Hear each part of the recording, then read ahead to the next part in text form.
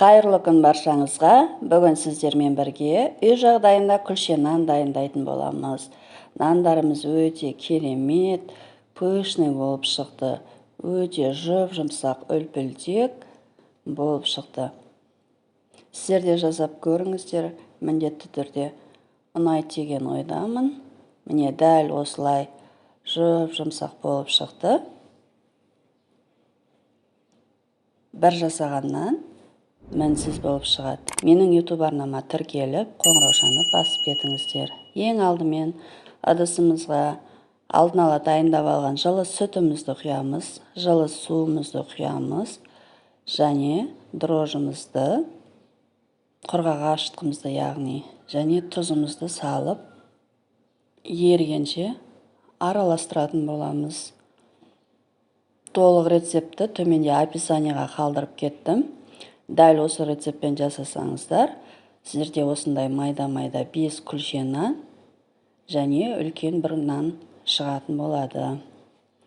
Және алдын ала өлшеп алған сұйық майымызды құйып, үстінен електен өткізіп, ұнымызды салатын боламыз. Ұнымызды міндетті түрде електен өткізіп салыңыздар. Ауа араласқан ұнымыз пышный болып көтерілетін болады.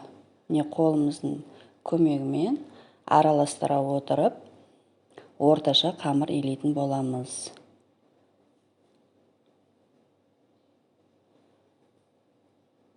Қамырларыңызды қатты жұмсақ болып кетпесін, орташа қылып илесеңіздер, нандарыңыз өте жұмсақ болып шығады. Не осылай ұнымызды сала отырып, орташа қамыр илейміз. Дайын болған қамырымыздың үстін осылай пленкамен жауып, жылы ғып орап, 1-1,5 сағатқа қалдырып қоясыздар.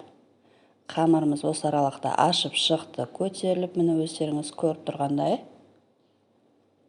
Қолымызды майлап алып, ешқандай ұн, сулап алудың қажеті жоқ. Екі қолдарыңызды майлап алып, қамырымызды кішкене күлше бөліктерге бөліп аламыз. Алдын ала противендеріңізді дайындап алыңыздар. Мен майлап дайындап алдым. Пергамент қағаз төсесеңіздер де болады. Майлап алсаңыздар, бұл міндетті емес. Міне осындай майда-майда күлшелер жасаймын. Мен противеніме 5 күлше шықты. Арасын қатты ашып қойсаңыздар, 4 ғып салсаңыздар да болады. Мен ортасына біреу қойып, 5 форма жасадым.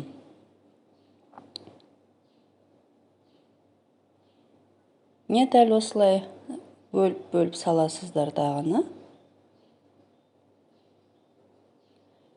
Бетін жауып, тағы да 10-15 минутқа қалдырып қойыңыздар.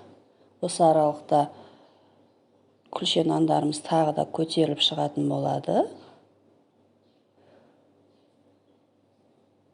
Піскен кезде қатты көтеріліп, пышный болып шығады. Орталарын осындай стаканның көмегімен дөңгелектеп алдым. Қолдың көмегімен жасасаңыздар да болады.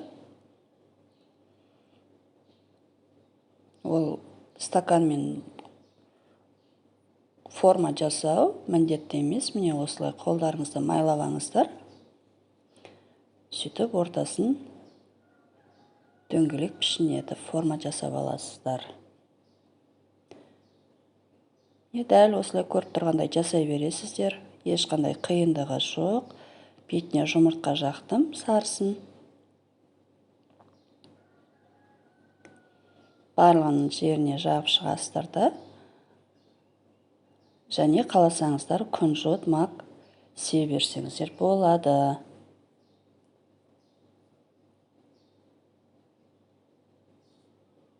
Мен өзіме күнжіт ұнайды, сол себепті тек қана күнжіт сеуіп шықтым. Ортасы қатты көтеріліп кетпеу үшін осылай вилкамен тесіп шықтым.